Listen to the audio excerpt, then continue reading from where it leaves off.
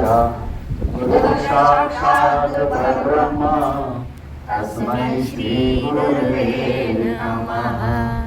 चलो सखी उस देश में जहाँ कृष्ण का राज, वीर भर दर्शन करें एक पंथ दो ओंकार। बोली बांके बिहारी लाल की जय हो।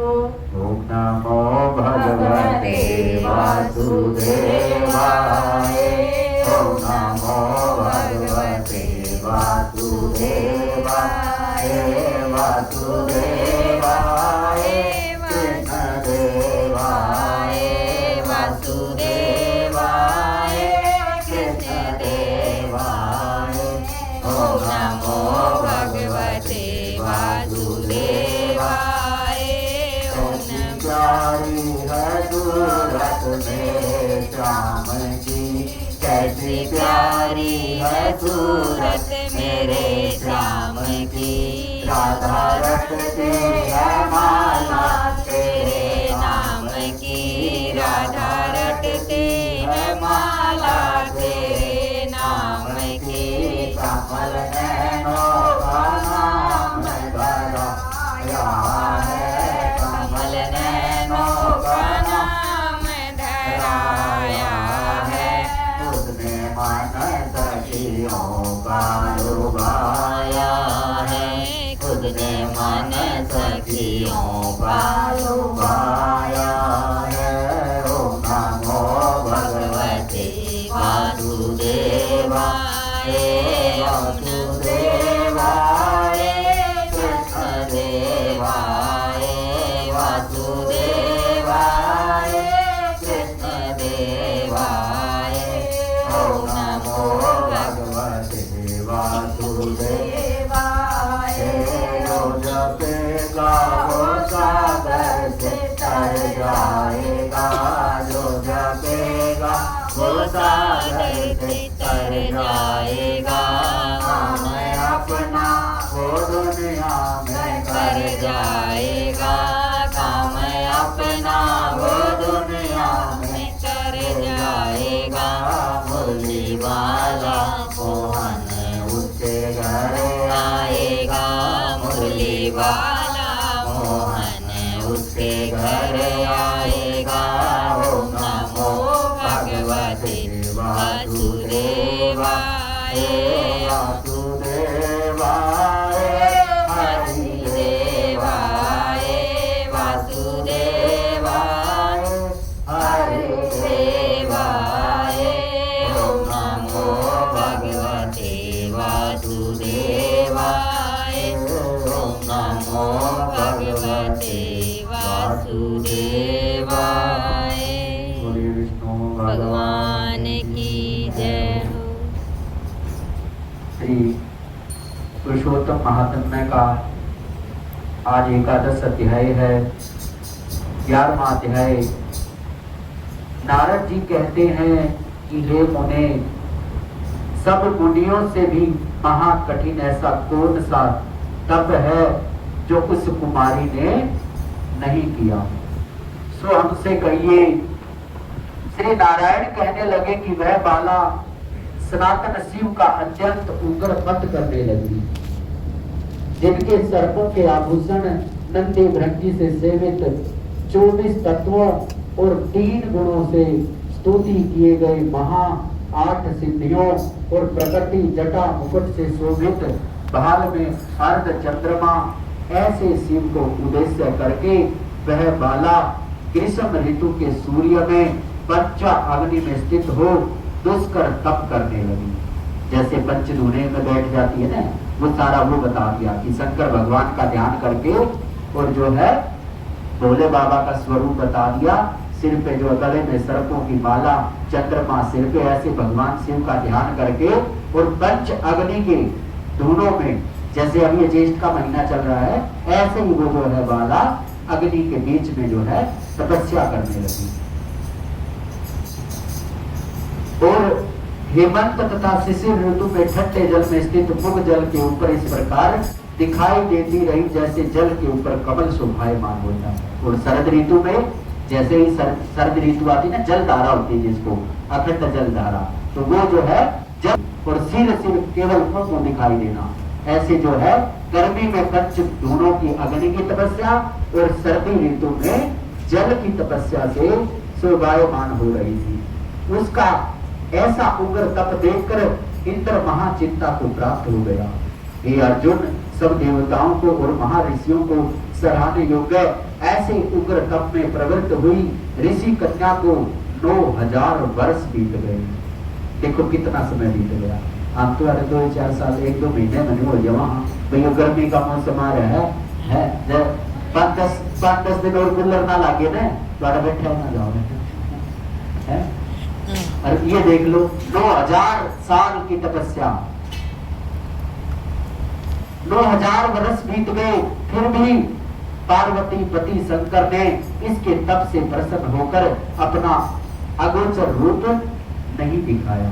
तो इतने साल बीत गए फिर भी भोले बाबा कभी नहीं हुई भाई भगत नहीं भाई, इतने साल काट दिए, कुछ तो इसके बारे में अब तो सोच लो। उस रूप को देखकर उस कन्या जो है, फिर उसके बाद में देखो वैसे दिखा दिया इसने कि भोले बाबा ने उसको दर्शन दिए हैं, दर्शन दिए और उस रूप को देखकर वह कन्या झटपट खड़ी हो गई, मानो उसके देह में प्राण आ गए।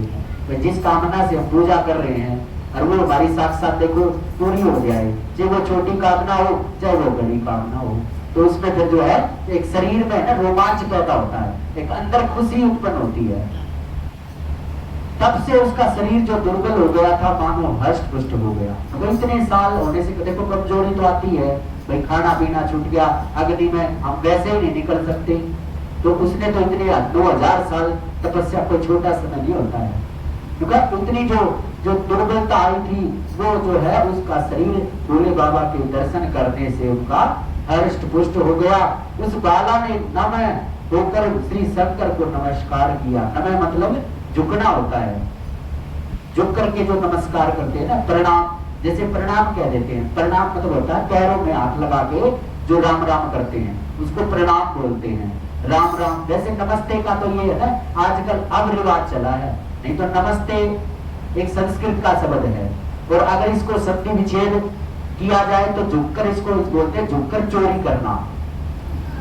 नमः का मतलब झुकना, अस्ते का मतलब चोरी करना, झुक कर चोरी करना। आजकल जैसे आपने देखा होगा ना, राम राम दादी, नमस्ते दादी, मतलब पैरों तक हाथ नहीं जाएंगे, मतलब उसमें भी है गुटाई बरतना, वो चोरी ही तो है, वो क्या है। नहीं तो ये बताया घुटनों तक तो आदमी पैरों में हाथ होने चाहिए। भैया प्रणाम कर रहे हैं, प्रणाम पैर क्या होते हैं, प्रणाम पैरों में हाथ लगा के बड़े का जो है आदर सम्मान करना, उसको राम राम करना, उसी को प्रणाम बोलते हैं। और श्री शंकर को नमस्कार किया और विश्व वंदित श्री शिव का मानव मनसो उपचार से पूजन किया। और ये नहीं भाई मनसा जैसे ही भोले बाबा उनके सामने प्रकट हो गए तो मानसिक पूजा भी की है, जो भी उसके मानसिक पूजा सबसे उत्तम बताई गई है। अगर हम कहीं बाहर गए हैं, कैसे भी किसी भी स्थिति में है, चाहे हमने स्नान किया है चाहे ना किया है, जो भी हमारा नित्य नैमित्तिक कर्म है वो हम डेली कर सकते हैं मानसिक पूजा के द्वारा। जैसे हम डेली मंदिर आने का हमारा भाई, हम मंदिर में जाते थे और आज हम बाहर हैं, ऐसी जगह बस गए भाई, आसपास मंदिर नहीं है, तो कैसे करें पूजा। तो ये बताया है शास्त्रों में कि उससे जैसे ही हम करते हैं भाई, हमने स्नान कर लिया, स्नान करके अपने भाई सुंदर जो है वस्त्र धारण कर लिए, जो भी हम भाई अपने तिलक लगाते थे वो सारी चीजें करके, और अब हमने जल का लोटा भर लिया, जल के लोटे में पुष्प ले जाते थे, मीठा ले जाते थे, हमने वो ले लिया, जाकर के भोले बाबा का जो है शिव परिवार का ध्यान करके वो हमने जल चढ़ा दिया। जो भी हम क्रिया करते हैं उस क्रिया का ध्यान करने को जब मानसिक पूजा जो है हमारी पूजा स्वीकार होगी। मानसिक उपचार से पूजन किया और उनकी स्तुति करने लगी। हे राजन, जब उस मेधावी ऋषि की तपस्विनी कन्या श्री शंकर भगवान की स्तुति करके शांत हुई, तब महाउग्र तप से उसका किया हुआ स्तोत्र सुनकर प्रसन्न मुख वाले श्री सदाशिव बोले, हे तपस्विनी, तेरा कल्याण हो। मन वांछित वर मांग, महा आनंद में मगन कुमारी ऐसा सुनकर प्रसन्न हुई।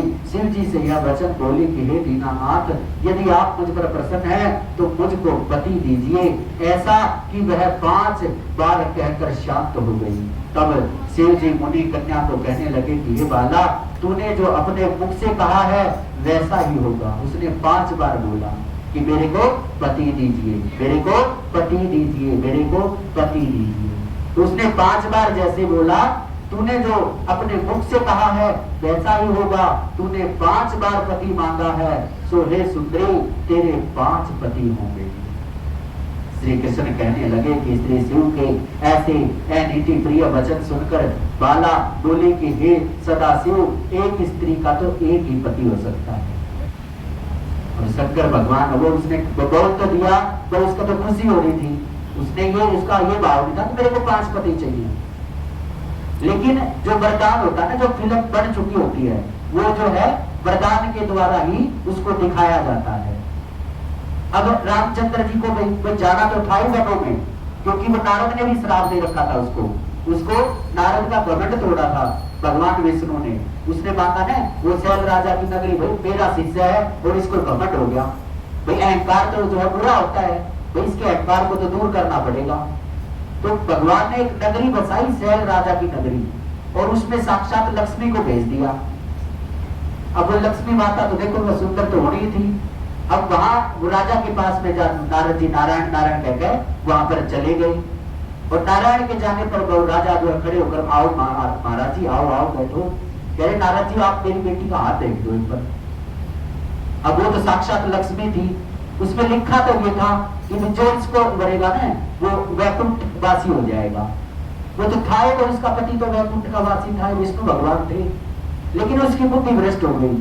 उसने ये पढ़ लिया कि जो इसको मरेगा वो वैकुंठ को प्राप्त करेगा। और उसके दिमाग में ये आ गया, भाई अगर वैकुंठ मिल ना गया है इसको मरने से, भाई तू एक क्यों नहीं मर ले। लेकिन उसको यह है तेरे स्वरूप को देखने से थोड़ी हो गई बढ़ेगी तेरे को।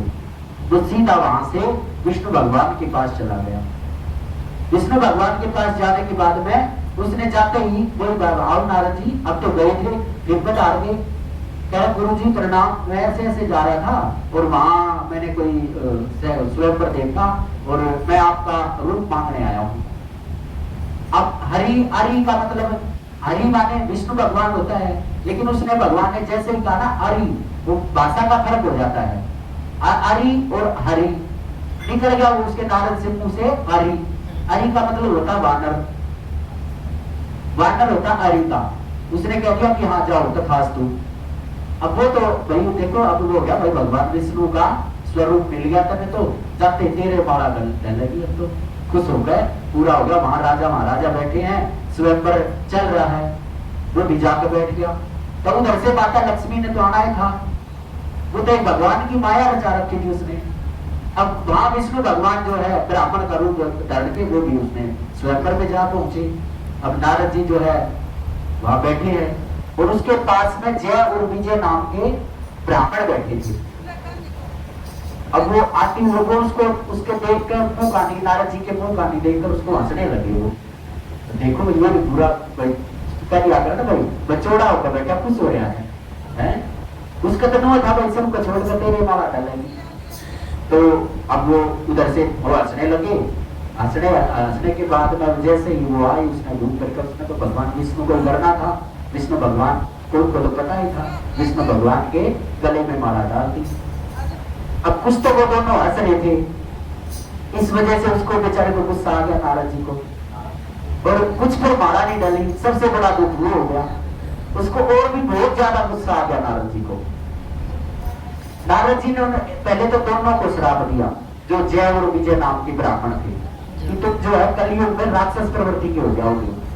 आज जो ब्राह्मण है वो मांस मदिरा का सेवन करते, मतलब राक्षसी प्रवृत्ति है।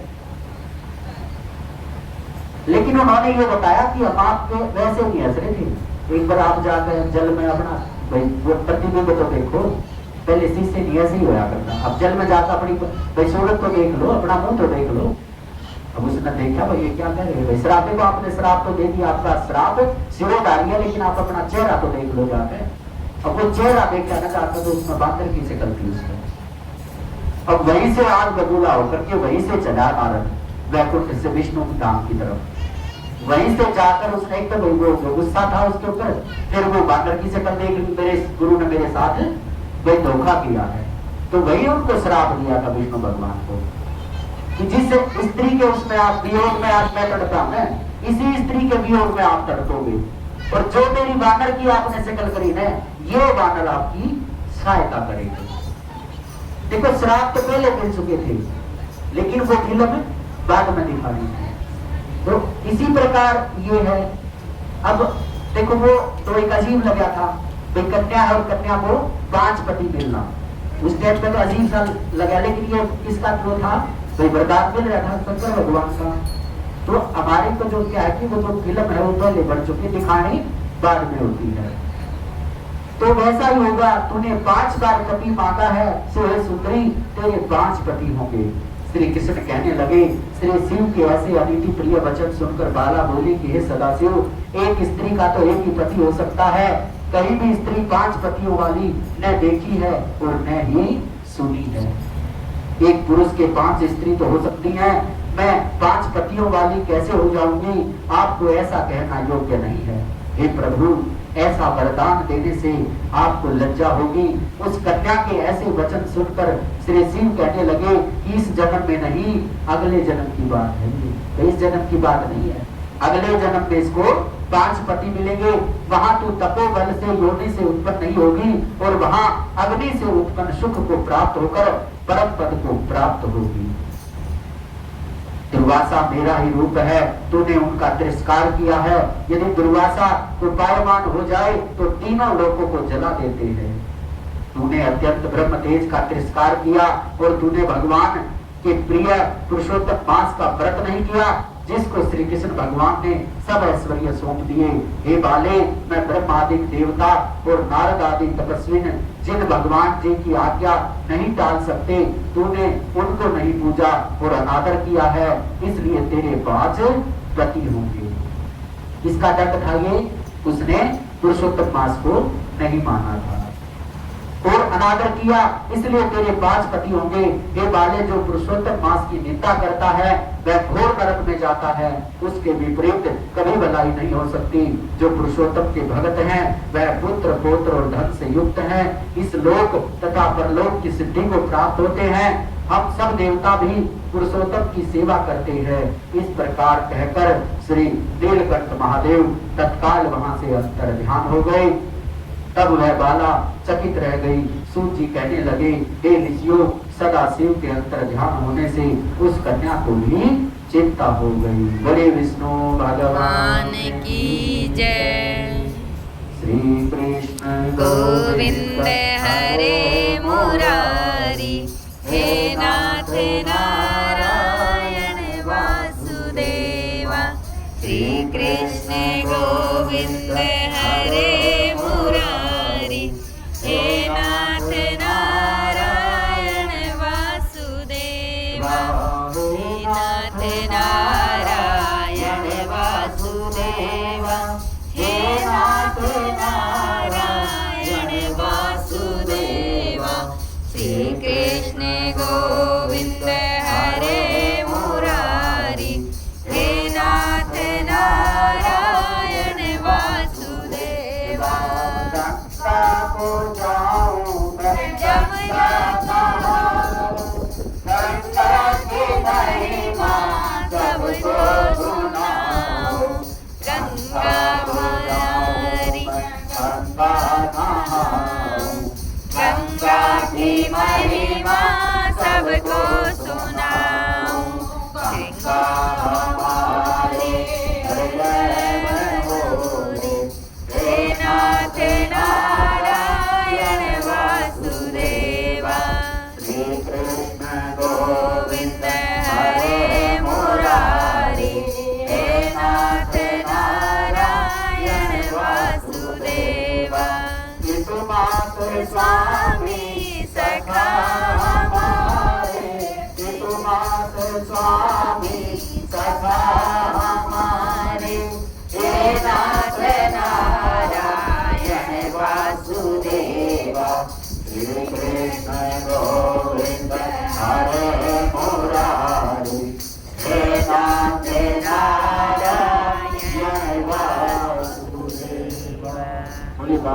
बिहारी लाल की जय।